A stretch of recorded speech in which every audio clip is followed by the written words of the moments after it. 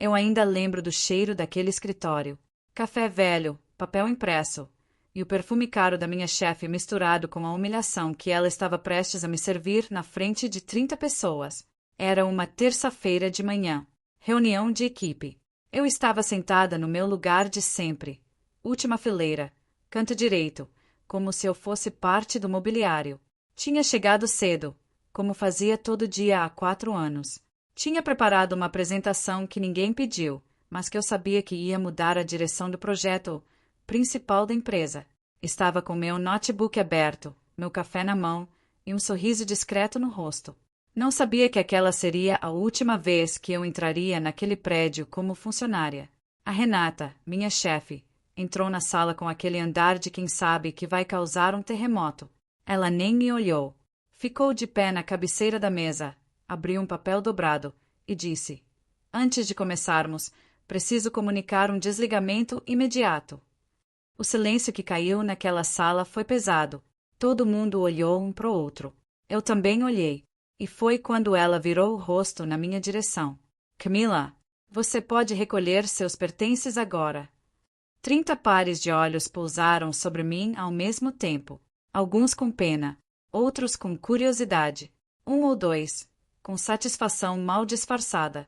Eu senti o calor subir pelo meu pescoço, atravessar minha face e chegar nas minhas têmporas. Meu café ainda estava quente na minha mão. Eu poderia ter chorado. Poderia ter gritado.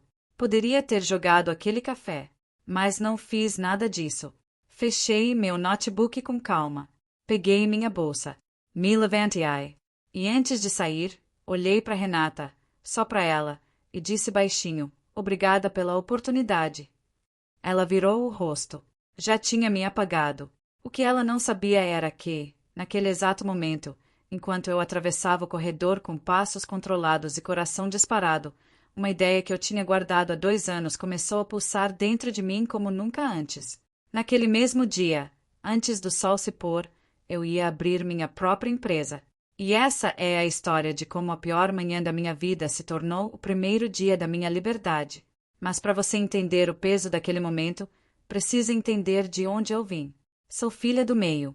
Tenho uma irmã mais velha que se formou em medicina e um irmão mais novo que virou engenheiro.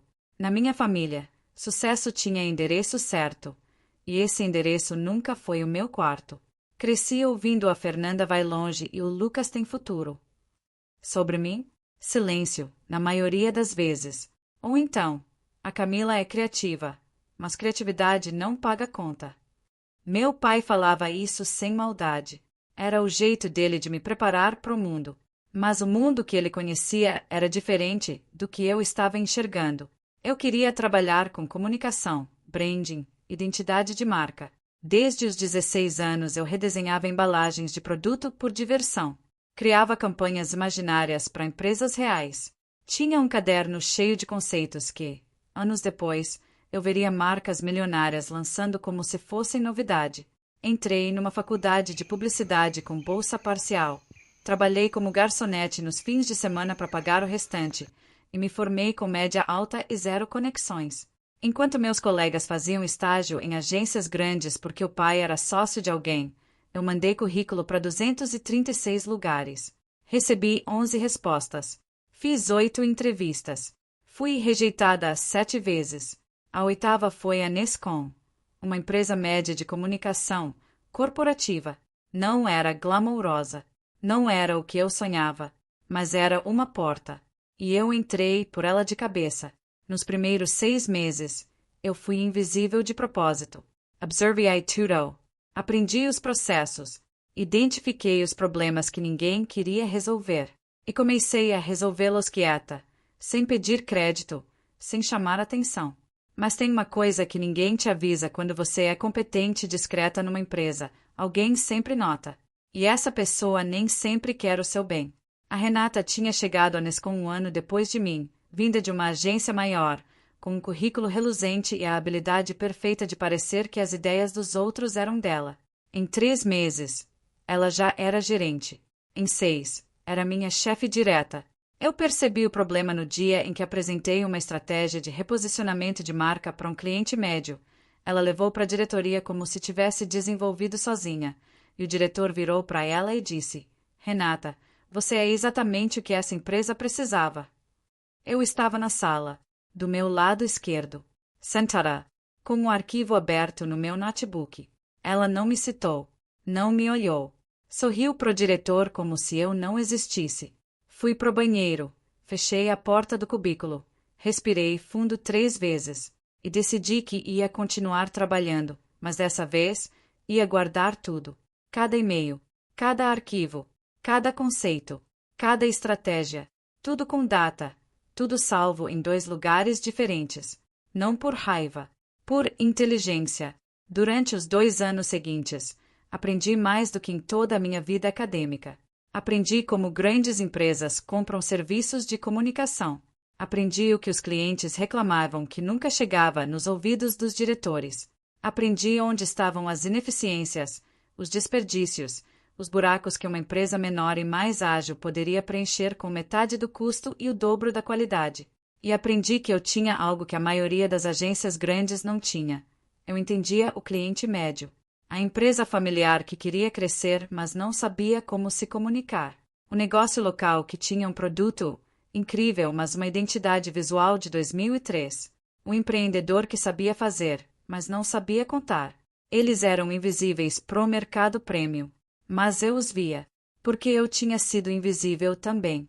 Comecei a escrever meu plano de negócios nas madrugadas, no meu apartamento de 1 quarto, com uma xícara de chá e um notebook que eu tinha comprado parcelado em 12 vezes. Cada página era uma promessa que eu fazia para mim mesma. Mas antes que eu pudesse colocar o plano em movimento, a terça-feira chegou. Quando saí do prédio da Nescom naquela manhã, o sol estava alto e a calçada estava cheia de gente indo trabalhar. Eu fui em direção contrária ao fluxo, literalmente. Todo mundo caminhando pro centro. Eu caminhando pro meu apartamento, com uma caixa com minhas coisas, meu notebook na mochila, e uma clareza estranha na cabeça. Liguei para minha mãe. Ela não atendeu. Mandei mensagem para minha irmã. Ela respondeu: Que situação, né? Mas talvez seja melhor você procurar algo mais estável. Mais estável. Como se 4 anos de dedicação num lugar que me apagava fosse sinônimo de estabilidade. Liguei para minha amiga Priscila, a única pessoa que sabia do meu plano. Ela atendeu no segundo toque. Cami, o que aconteceu? Me demitiram. Silêncio de 2 segundos. Então é hoje. É hoje. Priscila era advogada. A gente tinha se conhecido na fila do banco 3 anos antes, trocado o número por acaso e virado amigas de verdade. O tipo que fala a verdade mesmo quando dói, mas nunca abandona. Ela tinha lido meu plano de negócios 4 vezes. Tinha me dado feedback honesto em cada versão. E tinha dito, na última leitura, quando você decidir que é hora, me avisa que eu abro o CNPJ ainda no mesmo dia. Era advogada especializada em direito empresarial. Conhecia cada detalhe do processo. E naquele dia, às 11h47 da manhã, enquanto eu ainda estava processando a humilhação da reunião, ela já estava com os documentos na tela. Nome da empresa. Eu parei na calçada. Deixei as pessoas me contornarem. Fechei os olhos por 3 segundos. Visível. Agência visível. Priscila deu uma risada curta. Não de deboche, mas do tipo que reconhece o peso de uma escolha. Perfeito. Enquanto ela cuidava da parte burocrática, eu fui para casa, abri meu caderno de plano de negócios e li tudo do começo. 2 horas depois, tinha uma lista de 12 potenciais clientes, todos eles empresas médias que eu tinha visto de longe na Nescom sendo ignoradas ou mal atendidas. Empresas que eu conhecia bem, cujos setores eu tinha estudado, cujos problemas eu sabia resolver. Às 15h30, o CNPJ estava registrado. A agência visível existia. Eu sentei no chão do meu quarto. Não tinha cadeira sobrando. Tinha empilhado tudo para um lado. E fiquei quieta por uns 2 minutos, com a certidão digital aberta na tela. O nome da empresa. O meu nome como sócia única. Então comecei a ligar. A primeira ligação foi pro seu Antônio, dono de uma rede de 3 farmácias no interior que eu tinha visto uma vez numa reunião na Nescom quando ele tentou contratar a agência e foi tratado com descaso porque o budget era muito pequeno para o nosso padrão. Ele tinha saído da reunião com aquele olhar de quem acabou de ser humilhado num lugar que foi pedir ajuda. Eu tinha guardado o contato dele. Não sei bem porquê, na época. Talvez soubesse. Seu Antônio, meu nome é Camila. A gente se cruzou brevemente numa reunião na Nescom há uns 8 meses. O senhor lembra? Lembro, sim. Você era a moça que ficou quieta o tempo todo. Eu sorri. Era. Mas agora tenho minha própria agência. E estou ligando porque acredito que sei exatamente o que as farmácias do senhor precisam. Ele me deu 40 minutos de conversa. No fim, marcou uma reunião para a semana seguinte. Fiz mais 7 ligações naquele dia. 5 me deram audiência. Mas antes que você pense que foi tudo fácil dali para frente, preciso te contar o que aconteceu 3 semanas depois. Minha irmã Fernanda me convidou para um jantar de família. Eu fui, animada, querendo contar sobre a empresa, sobre os primeiros clientes, sobre como as coisas estavam começando a se encaixar. Quando cheguei, tinha mais gente do que eu esperava, minha tia, meu primo, a namorada do meu irmão. Uma pequena plateia. Meu pai perguntou como eu estava. Eu contei. Abri minha própria agência. Já tinha 3 clientes confirmados. Estava construindo algo. Minha tia abaixou o garfo e disse, com aquele tom de quem acha que está sendo gentil: Mas Camila, você tem certeza? Agência de publicidade é um mercado saturado. Você não preferia procurar outro emprego logo? Você não é mais nova. Tem que pensar no futuro. Eu tinha 31 anos. Meu irmão olhou pro prato. Fernanda desviou o olhar. Meu pai ficou quieto, que era o jeito dele de concordar sem precisar falar. Eu comi o jantar inteiro, sem responder. Não por fraqueza, por estratégia.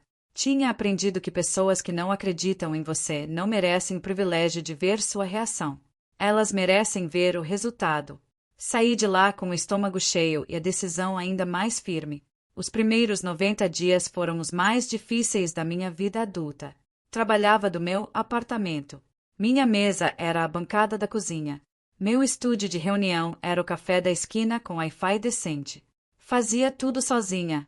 Estratégia, criação, apresentação, cobrança, pós-venda. Dormia 6 horas quando ia bem. 5 quando não ia. Houve uma semana 6, em que um dos clientes confirmados voltou atrás. Tinha recebido uma proposta de uma agência maior, com nome reconhecido, e optou pela segurança da marca. Eu o entendi. Mas aquela noite foi longa. Liguei para Priscila às 23 horas. Estou duvidando de mim mesma. Eu sei, ela disse. Faz parte. Mas você tem 2 clientes ativos, uma metodologia que funciona, e você sabe que aquele que saiu vai voltar atrás em 6 meses quando perceber que pagou 3 vezes mais para ter metade do resultado. Continue. Continuei. No 4º mês, algo mudou. O seu Antônio, as farmácias do interior, publicou nos stories dele um antes e depois da identidade visual, com o novo posicionamento que a gente tinha desenvolvido. Marcou a agência visível. A publicação viralizou num grupo de empreendedores regionais que eu nem sabia que existia. Eram donos de negócios médios, exatamente o perfil que eu atendia, todos reclamando que as grandes agências não davam atenção para eles. Em 48 horas, recebi 23 mensagens de potenciais clientes. Não era escala nacional, não era manchete de jornal, mas era real, era meu. Contratei minha primeira funcionária, a Marina, designer recém-formada, talentosa, que aceitou um salário inicial modesto em troca de participação nos resultados. Foi a melhor decisão que tomei naquele período. E foi nesse momento que a primeira grande reviravolta aconteceu. Eu não esperava. Ninguém esperava. Um dos clientes que eu atendia, uma empresa de alimentos artesanais chamada Raiz e Flor, estava em negociação silenciosa com um fundo de investimento. Eu não sabia disso quando aceitei o projeto. Eles queriam reformular a identidade e a comunicação antes de fechar o aporte. Queriam chegar para a reunião com os investidores com uma marca que transmitisse o valor que o produto realmente tinha. Trabalhei 2 meses naquele projeto. Cada detalhe, cada escolha visual, cada palavra do manifesto da marca. A fundadora, uma mulher chamada Beatriz, chorou quando viu a apresentação final. Disse que era a primeira vez que alguém tinha entendido o que ela queria dizer com o produto dela. 3 semanas depois, o fundo fechou o aporte. 8 vezes o valor esperado pelo mercado. O fundo mandou um representante me ligar, não para Beatriz, para mim. Queriam saber quem tinha feito aquele trabalho. Disseram que a identidade da marca tinha sido um fator decisivo na negociação. Queria que eu assinasse um contrato de prestação de serviços para cuidar do portfólio inteiro de empresas investidas por eles. 12 empresas. Contrato de 2 anos. Eu fiquei olhando para o número na tela do celular por um tempo que não sei precisar. Podia ser 10 segundos. Podia ser 2 minutos. Liguei para Priscila. Quanto? Eu falei o número. Silêncio. Camila? Eu sei. Assina. Mas antes de assinar, aconteceu a segunda reviravolta. Essa eu não vi vir.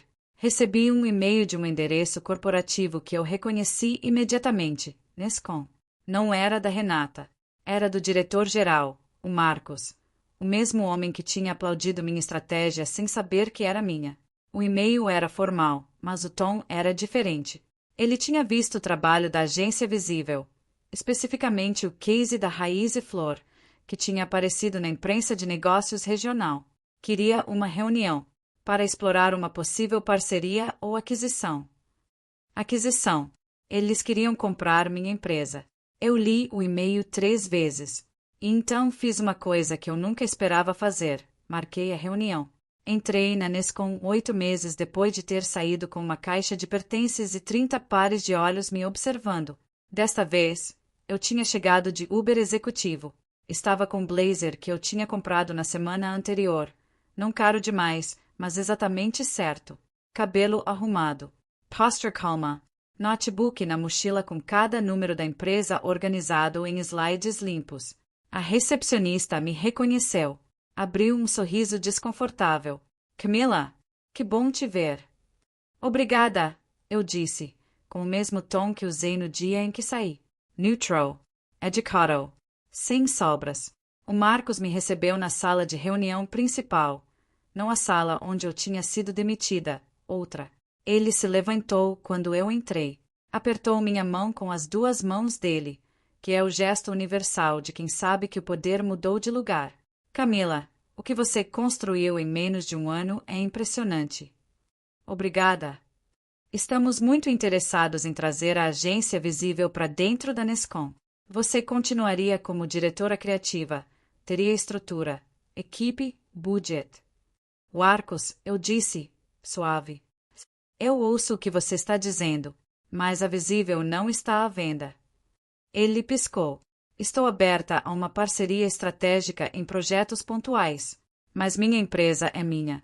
Construí ela sozinha, do zero, no mesmo dia em que vocês decidiram que eu não era necessária aqui. Então não faz sentido eu voltar para dentro de uma estrutura que já me mostrou como me trata. Silence. Mas se você tiver interesse em contratar a Visível como fornecedora externa para projetos específicos, posso mandar uma proposta. Ele ficou me olhando por um segundo longo.